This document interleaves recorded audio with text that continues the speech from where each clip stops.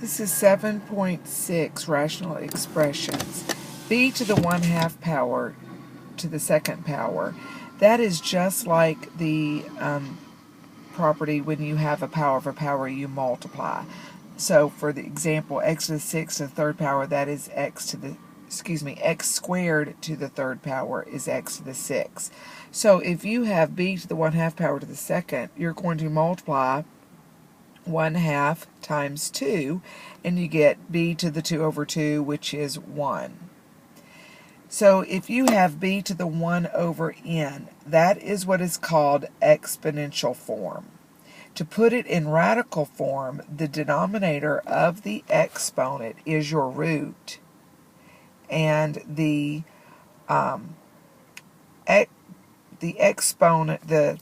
numerator in your exponent is the numerator inside the root. So this should be an n, not a 4. Okay, so you will go back and forth. You'll put it in exponential form or you'll put it in radical form. You'll do whatever the directions tell you to do. So example, we're going to put this in radical form. So x to the 1/6 power, the denominator is the root, and the numerator is the exponent. So that is saying the 6th root of x to the 1 power, or you could just say the 6th root of x. A to the 1/5 power is the 5th root of a, and d to the 7/4 power is the 4th root of d to the 7th power. Now to put it in exponential form, it's in radical form and you want to put it in exponential form, it's the base is x, the exponent right now is 1, and the root is 4, so that's x to the 1/4 power. Keep in mind this formula. B to the 1/nth power is equal to the nth root of b. So the 8th root of c is c to the 1/8 power. And the cube root of c to the -5th is the c to the -5th root power. Okay, to evaluate, you want to, if it's in exponential form, the way to simplify is you have to put it in radical form to simplify. So the very first thing we're going to have to do with 81 to the -1/4 power is make that a positive 1/4. So we're going to put it 1 over 81 to the positive 1/4 power. Then we're going to put the 81 to the 1/4 power in radical form. So it's 1 over the 4th root of 81. And the 4th root of 81 is 3, so my answer is 1/3. Example B, 216 to the 2/3 power. We're going to put that in radical form, so that's the cube root of 216 to the 2nd power. Now, you have options. You can either take the cube root of 216 and then square it, or you can square 216 and then cube root it. Well, I think it is better to take the cube root first. Always do the radical first, then do the exponent. So the cube root of 216 is 6, and then 6 squared is 36. Example C, we're first going to have to put the -1/5, put that 1 over -3,125 to the positive 1/5 power. Now the base is -3,125. So we bring that negative down with it for right now. And we put it in the denominator, make that a positive 1/5 power. Now to put that in radical form, that negative goes with the 3,125, so we have to put it inside the radical. So it is 1 over the 5th root of -3,125. Using your calculator to calculate the 5th root of, we know that the 5th root of a negative number is going to be a negative, because anytime you take the odd root of a negative, you're going to get a negative. So when I go to put it in my calculator, I don't have to worry with the negative sign. I'm just going to take the 5th root of 3,125, and I get 5. And because it's a negative, it's 1 over -5. Now, I do not leave a negative in the denominator, so my whole entire fraction is a -1/5. Example D, that is the 8th root of 256 to the 3rd power.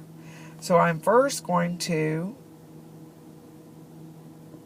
I'm first going to take the 8th root of 256. Using my calculator, I do that and I get 2. And 2 to the third power is 8. Now, you could take the, you could cube 256 first, and you get the 8th root of a really large number. Then, you take the 8th root of it, and you get 8. Example 2, we're going to evaluate again. Take the cube root of 27 squared. I am going to remember the formula.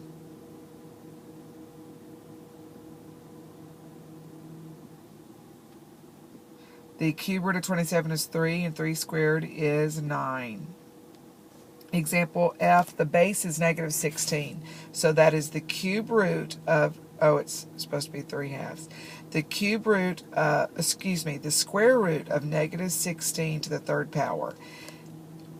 Ignore the 3 for just a minute, and let's just focus on the cube root, the square root of negative 16.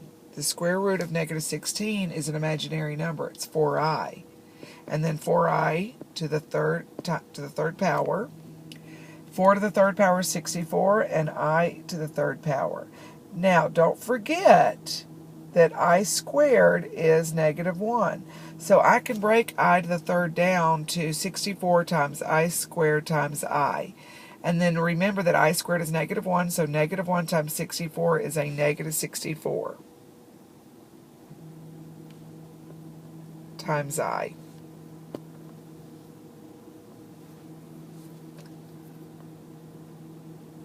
Okay, remember when we are multiplying variables, we add the exponents. So a to the second times a to the third is a to the sixth. Excuse me. When I multiply, I add the exponent. So a to the second times a to the third is a to the fifth. So when I have a to the 2/7 times a to the 4/7, I am going to add and get a to the 6/7. I'm done. The original problem is in exponential form, so I'm going to leave my answer in exponential form. Example B, b to the 1/4 power times b to the 9/4 power is b to the 10/4 power.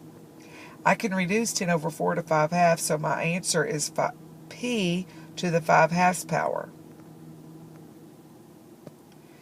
Example C, I'm first going to have to put that exponent to be a positive, so I put it 1 over b to the 5/6. Now, just like you cannot have a radical in the denominator, you cannot have a rational exponent in the denominator. So we have to rationalize the denominator. Our goal is we want it to be b to the 1 power, which is the same thing as b to the 6/6. So what am I going to have to multiply b to the 6 times, what am I going to have to multiply b to the 5/6 to get 6/6? I'm going to multiply by 1/6. So I've got to multiply the top by bottom by 1/6, so therefore I have to multiply the top by b to the 1/6 power. So my numerator is b to the 1/6 power, and my denominator is b to the 6/6, which simplifies down to p to the 1 power. So that's b to the 1/6 over b. Example D, r to the negative 4/5 power. First thing I'm going to have to do is make that a positive 4/5. So I put it 1 over r to the 4/5. Now, once again, I have to rationalize the denominator. My goal is to get it to be r to the 5/5 power. So what am I going to have to multiply 4 over r to the 4/5 to get r to the 5/5? I've got to multiply by r to the 1/5 power.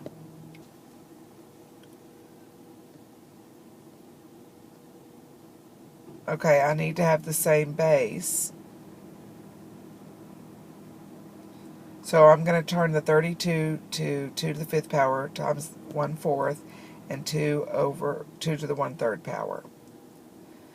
So I'm going to multiply power of a power, so that's 2 to the 5/4 over 2 to the 1/3. And remember, when you have the same base, I'm going to subtract the exponent, so 5/4 minus 1/3. If I need to go to the side, I'm going to go to the side and subtract 5/4 minus 1/3, or I can let my graphing calculator do it for me. And I get 11 over 12. So that's 2 to the 11 over 12. Again, we need to put it back in radical form, so that's the 12th root of 2 to the 11th power. Example E, the cube root of 16x to the 4th. Well, I can break the cube root of 16 to 8 times 2. And I'm going to break x to the 4th down to x cubed times x. This is just like in section 7.5.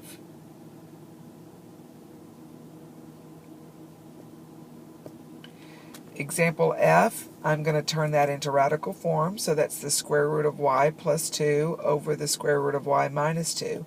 I've got to multiply by the conjugate, which is square root of y plus 2. I've got to do the FOIL method in the numerator.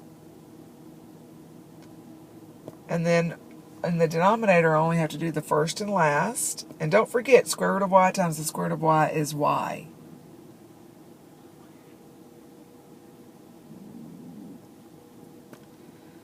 Okay, and then because the original problem is in radical form, I need to, exponential form, I need to record it in exponential form.